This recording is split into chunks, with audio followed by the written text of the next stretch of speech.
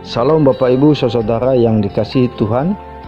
Kita akan membaca dan merenungkan firman Tuhan dari 2 Timotius pasal 2 ayat 13. Sebelum kita membaca dan merenungkan, mari kita tenangkan hati dan pikiran kita. Damai sejahtera Allah yang melampaui segala akal, itulah yang memelihara hati dan pikiranmu dalam Kristus Yesus. Amin. Kita membaca 2 Timotius pasal 2 ayat 13, demikian sabda Tuhan. Jika kita tidak setia, Dia tetap setia, karena Dia tidak dapat menyangkal dirinya. Tema yang kita ketengahkan berdasarkan dari nas yang kita baca adalah Allah yang setia. Suatu hal yang tidak bisa Allah pungkiri bahwa Ia adalah Allah yang setia. Kesetiaan Allah dinyatakan sejak Adam dan Hawa jatuh dalam dosa, di mana Tuhan tetap menyayangi mereka. Demikian juga ketika Daud melakukan kesalahan besar, yaitu berzina dengan istri Uria, Tuhan tidak meninggalkan Daud.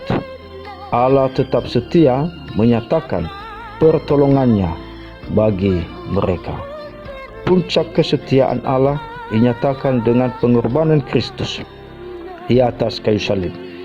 Jadi jelas bahwa Allah kita adalah Allah yang setia, yang tidak pernah meninggalkan kita. Dan karena Allah itu setia, maka Allah pun tidak pernah ingkar janji, dan apa yang difirmankannya pasti akan digenapi.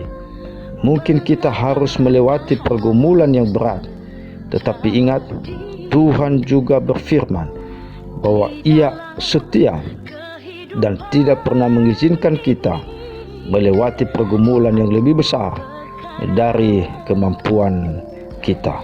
Lalu bagaimana kesetiaan Allah itu dapat dinyatakan bagi kita?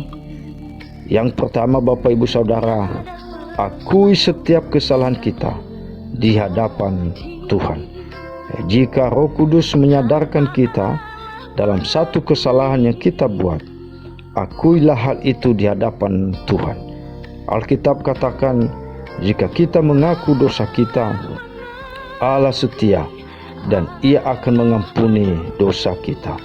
Hal ini berarti kesetiaan Allah dinyatakan saat ada pengakuan. Yang kedua, Bapak Ibu Saudara, jangan meninggalkan Tuhan di tengah-tengah masalah. Jika kita diperhadapkan dalam suatu masalah, jangan meninggalkan persekutuan dengan Tuhan. Tetap pegang teguh janji Tuhan, karena Ia adalah Allah yang setia, yang tidak pernah meninggalkan umatnya, yang siang malam berseru kepadanya. Demikian sabda Tuhan, kita berdoa. Terima kasih firman-Mu ya Tuhan, yang telah menyapa kami, dan firman-Mu begitu menarik dan memberkati kami. Itu sebabnya kami memohon dengan pertolongan-Mu, biarlah firman-Mu boleh kami implementasikan dalam kehidupan kami. Sekali lagi kami mohon kepada-Mu ya Tuhan, biarlah firman yang sudah kami renungkan jadi pelita dan terang dalam kehidupan kami. Atas nama Yesus Kristus kami berdoa. Amin.